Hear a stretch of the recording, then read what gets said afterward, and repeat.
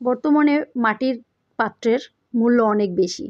আর আমিও এই পাত্রগুলোতে চা খেয়েছিলাম। এত সুন্দর, সুন্দর মাটির ঘট যা বলে বোঝাতে পারব না। তো একসময় ভাবলাম মাটির ঘটগুলো আমি রেখে দেই, কোনো কাজে লাগতে পারে।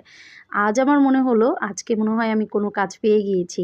তাই জন্য বাগান থেকে খুব বেশি করে আমি মানি প্লান্ট নিয়ে আসলাম আর মাটির হাঁড়িগুলি নিলাম। দেখো কি সুন্দর ঘটিগুলো। ঘটিগুলো আমারও অনেক পছন্দ হয়েছে।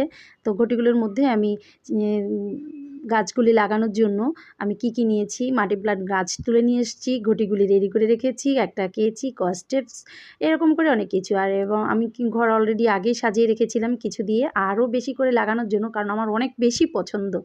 এইজন্য নিয়ে নিলাম আর ঘটগুলোকে সুন্দর করে সাজিয়ে নিলাম। দেখো দেখতে কত ভালো লাগতেছে।